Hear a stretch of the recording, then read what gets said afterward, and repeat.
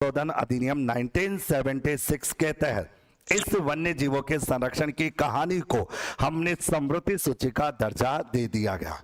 समृद्धि सूची concurrent list जिसे अपन कहते हैं। कॉन्करेंट लिस्ट का मतलब होता है वो सूची जिसमें केंद्र और राज्य दोनों को अपने अपने स्तर पर नियम कानून बनाने का अधिकार होगा। मतलब केंद्र भी अपना काम करेगी और राज्य भी अपना काम करेगी, और राज्य को जब भी पैसों की जरूरत होगी तो केंद्र सरकार उसकी क्या करेगी, हेल्प करेगी। इस तरह की बात इस 42वें संविधान संशोधन में रख दी जाती है। कहानी ये कहती है कि आज वर्तमान में वन्य जीवों के संरक्षण को लेकर कौन सी सूची का उल्लेख किया जाता है, समृद्धि सूची का उल्लेख किया जाता है। वन्य जीवों के संरक्षण के लिए राजस्थान सरकार का कानून कौन सा था, 1951, और वन्य जीवों के संरक्षण के लिए भारत सरकार का कानून कौन सा, 1972। यानी कि राजस्थान राज्य वन्य जीव संरक्षण अधिनियम 1951 होता है, और राजस्थान के अलावा अगर अपन भारत सरकार की अगर बात करें तो वन्य जीवों के संरक्षण का जो कानून होता है वो 1972 होता है। ओके, ये जो आपका समृद्धि सूची का जो दर्जा मिला था वो 1976 में मिला था, 42वें संविधान संशोधन के तहत आपको दिया गया था। फिर आता है कि भारत में पहली बाघ परियोजना टाइगर प्रोजेक्ट जिसे अपन कहते हैं, टाइगर रिजर्व प्रोजेक्ट जिसे कहा जाता है, भारत में पहला टाइगर रिजर्व प्रोजेक्ट की शुरुआत 1 अप्रैल 1973 में हुई थी। यानी 1973 के अंदर भारत के अंदर पहला टाइगर रिजर्व एरिया बनाया जाता है। कहानी यहां पर यह भी कहती है आगे कि भैया आपके सामने आता है। अब देखो यहां तक तो हो गई ये बातें, अब मैं थोड़ा बहुत यहां पर 2-3 बातें समझाता हूं। बेसिकली आपको ये पता होना चाहिए राजस्थान के अंतर्गत टाइगर रिजर्व एरिया जो है वो टोटल 5 है, और 6ठे नंबर का प्रस्तावित है। 6ठे नंबर का जो बन जाएगा कुंभलगढ़ वन्य जीव अभ्यारण्य, वो अभी बना नहीं है लेकिन वो प्रस्तावित हो चुका है, उसकी घोषणा हो चुकी है। राजस्थान का पहला टाइगर रिजर्व एरिया कौन सा है, रणथंभौर। कौन सा है आपका, रणथंभौर। वही 1973-74 में आपका बना था पहला कौन सा, रणथंभौर, जो कि कहां पर है, सवाई माधोपुर में आता है। कहां आता है, सवाई माधोपुर में आएगा। राजस्थान का दूसरे नंबर का टाइगर रिजर्व एरिया है आपका सरिस्का। सरिस्का बना था 1977-78 के अंतर्गत बना सरिस्का आपका बनता है। राजस्थान का तीसरे नंबर का टाइगर रिजर्व एरिया बना था मुकुंदरा हिल्स। मुकुंदरा हिल्स बना था 2013 के अंतर्गत, जो कि राजस्थान का तीसरे नंबर का टाइगर रिजर्व एरिया होता है, जो कि मुख्यतः जिला कोटा से संबंधित आपका होता है। राजस्थान का चौथे नंबर का टाइगर रिजर्व एरिया बनता 2022 में, और उसका नाम होता आपका रामगढ़ विषधारी वन्य जीव अभ्यारण्य। कौन होता है, रामगढ़ विषधारी वन्य जीव अभ्यारण्य आपका होता है।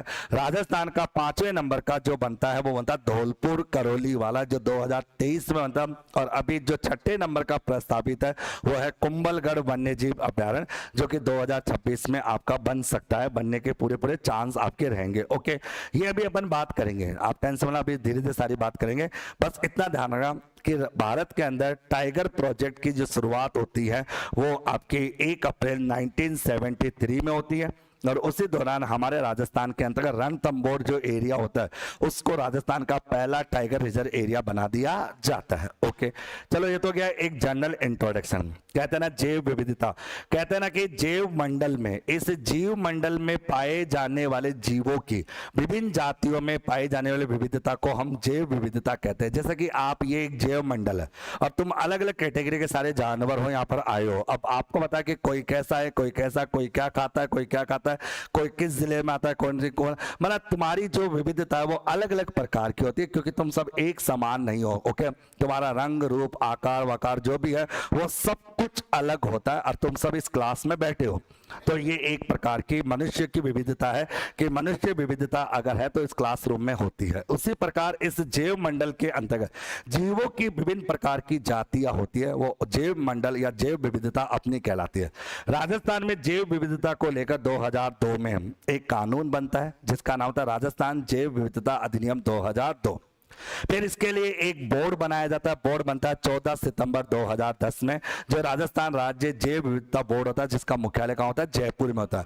और हम ये जानते हैं अंतरराष्ट्रीय जैव विविधता जो दिवस मनाया जाता है वो 22 मई को मनाया जाता है, और जैव विविधता जो वर्ष है वो कौन सा, 2010 होता है। ये आपके सामने यहाँ पर आ जाता है। ओके, मैंने आपको यह भी समझाया था कि भैया जीव मंडल की जब बात अपन करते हैं, जीवों को लेकर अपन बात करते हैं, यहां पर चीजों को समझने की कोशिश अपन करते हैं। सबसे पहले तो अपन जो टॉपिक अपन पढ़ रहे हैं इसका एक जनरल एक परिचय अपन पढ़ रहे हैं कि भैया जीव जो आपका वन्य जीव संरक्षण होता है वो जरूरी क्यों है। सबसे पहली रियासत आपकी टोंक बता दी जाती है 1901, राजस्थान में कानून बनता है 1956 में, भारत का कानून बनता है 1972 में, 42वें संविधान संशोधन अधिनियम 1976 के तहत जीवों के संरक्षण को किस सूची में, समवर्ती सूची में रख दिया जाता है। इसके साथ साथ जैव मंडल को लेकर, जैव विविधता को लेकर जो अधिनियम बनता है वो बनता है 2002 में बनता है। जैव विविधता दिवस मनाया जाता है 22 मई को, और जैव विविधता अंतर्राष्ट्रीय जो वर्ष है वो 2010 रहता है। ये हमने देखा। ओके, फिर उसके बाद हमने देखा कि जैव विविधता को लेकर जो बोर्ड बना हुआ, बोर्ड कहां पर है, जयपुर। अब सुनो ध्यान से, अब ये तो कि एक परिचय की बात जो कि एक जनरल इंट्रोडक्शन होता है जो बच्चों को बताया जाता है कि हाँ जनरल इंट्रोडक्शन क्या होता है और इसकी कहानी आप लोगों के सामने यहाँ पर आती है। लेकिन अब कहानी ये कहती है कि भैया जीवों का संरक्षण कैसे किया जाए, जीव जंतुओं को संरक्षित कैसे किया जाए, ये सबसे बड़ी बात होती है। जैसे सपोज करो कि आप सभी साथी लोग यहाँ पर हो, अब तुम्हारा संरक्षण करना जरूरी है भाई। अब तुम हमारा संरक्षण की आवश्यकता कहां पड़ रही है, बहुत जरूरी है। आज के जमाने में संरक्षण की आवश्यकता बहुत ज्यादा जरूरी होता है, क्योंकि तुम अगर अपना संरक्षण नहीं करोगे तो तुम भी ऐसे मारे जाओगे। कोई बड़ी बात, या तो मारे जाओगे या किसी को मार दोगे, दोनों से एक काम तो होना होगा, क्योंकि किसी न किसी जीने के लिए कुछ ना कुछ तो करना ही पड़ेगा। और ये बेरोजगारी इतनी बुरी चीज है कि ये बेरोजगारी जैसे दिन प्रतिदिन बढ़ती जाएगी, आप लोग या तो खुद कोई या तो क्रिमिनल बन जाओगे या तुम किसी के हाथों चले जाओगे। ऐसा कांड होना कोई लाजमी नहीं है, ऐसा होगा, इसमें कोई बड़ी बात आपकी नहीं है, इसमें कोई बड़ी बात अपनी नहीं होती। अगर बात करें, मेरा कहने का तात्पर्य ये होता है कि तुम्हारा संरक्षण कैसे किया जाए, ये बड़ी बात है। तो भैया आप देखो, तुम संरक्षण करने के दो तरीके होते हैं।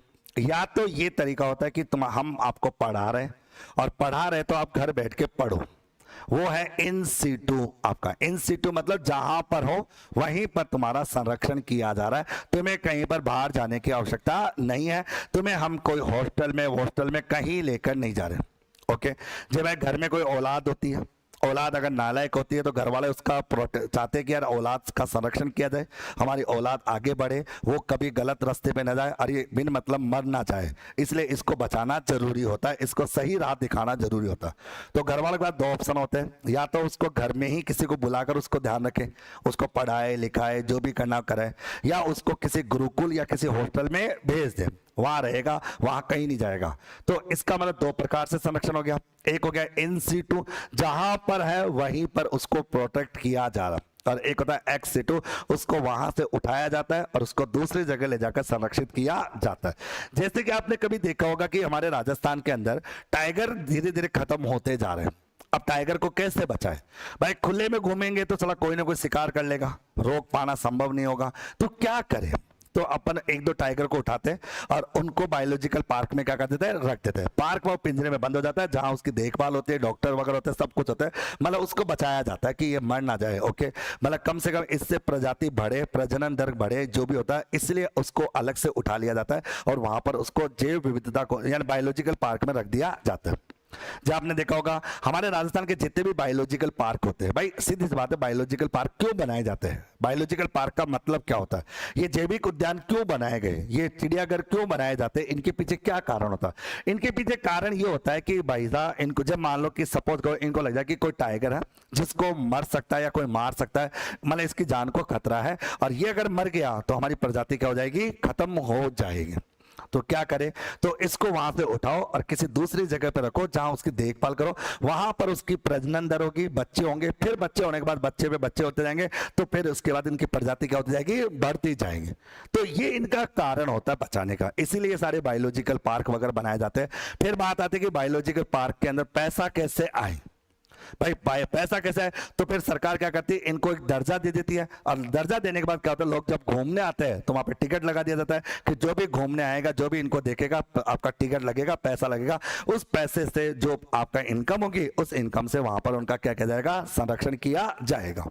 ये एक तरह से जरिया होता है कार्य करने की। अगर बात करें तो मेरा कहने का मतलब ये हुआ कि भैया जैव विविधता के प्रकार एक होता है इन सीटू और एक होता है एक्स-C2। अब इसका मतलब इन-C2 क्या होता है और एक्स-C2 क्या होता है ये भी आप समझ लीजिए।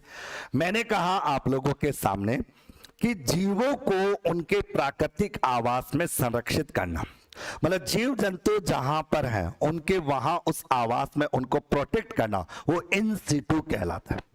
मतलब जैसा उनको एनवायरनमेंट मिला हुआ है उसी एनवायरनमेंट में उनको संरक्षित करना होता है, उसे इन-C2 कहा जाता है अगर बात करें।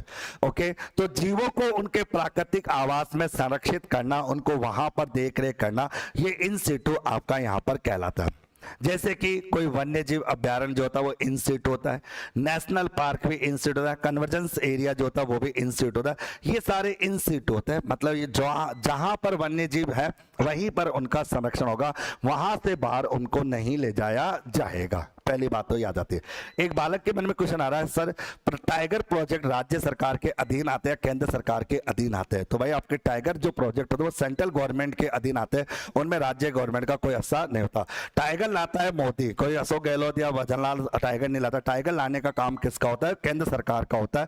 ध्यान सुना, यानी कि राज्य का उसमें कोई हस्तक्षेप नहीं होता, ये ध्यान में रखना। आगे तो मैंने कहा तो इनको इन-C2 अपन कहते हैं, ये इन-C2 के अंतर्गत आपके सामने आते हैं कि अगर मैं बात करूं कि अगर जीवों को, यानी जो भी जीव जंतु हैं जिनको उनके नेचुरल आवास पर जहां पर वो है वहीं पर उन्हें प्रोटेक्ट किया जाता है, तो उसे हम इन-C2 अपन कहते हैं। जबकि अपन कहते हैं एक्स-C2 जीवों को उनके प्राकृतिक आवास से बाहर ले जाया जाता है, वहां से उठाओ और बाहर ले जाकर उनको कहीं रख दिया जाता है, वो आपका, जैसे कि अपन कहते हैं पशु जीन या कोई भी जंतुआलय या कोई भी बायोलॉजिकल पार्क, जैविक उद्यान वगैरह जो होते हैं वो एक्स-C2 के अंतर्गत आते हैं। इसमें पशु जीन बैंक भी आता है, आपका जंतुआलय आता है, इसके अलावा आपका जो जैविक उद्यान है जिनको हम बायोलॉजिकल पार्क कहते हैं, ये जैविक उद्यान होते हैं, ये भी इसमें आते हैं। तो ये एक्स-C2 होते हैं क्योंकि वो जानवर वहां का नहीं था, वहां तो जानवर को केवल लाया गया है। वो जानवर तो कहीं और का था, कहीं और रहता था, लेकिन उसको आगे बढ़ाने के लिए, उसकी देख रेख करने के लिए उस जानवर को बाहर लाया जाता है, मतलब उनके प्राकृतिक आवास से उठाकर उसे बाहर ले जाया जाता है, वो एक्स-C2 अपना कहलाता है। इसका मतलब ये हुआ कि भैया जानवरों को, जीवों को प्रोटेक्ट करने के दो ही तरीके हो सकते हैं, एक तरीका इन-C2 हो सकता है और एक तरीका एक्स-C2 हो सकता है। उम्मीद करता हूं कि दोनों तरीके समझ में आ गए होंगे। अगर हमारा नेशनल पार्क हो, हमारे आपके जैविक उद्यान हो, कन्वर्जन एरिया हो, राष्ट्रीय पार्क हो, ये जो होते हैं ये आपका इन-C2 होता है। इसके अलावा पशु जीन बैंक हो, जंतुआलय हो, बायोलॉजिकल पार्क वगैरह हो, ये आपके एक्स-C2 के अंतर्गत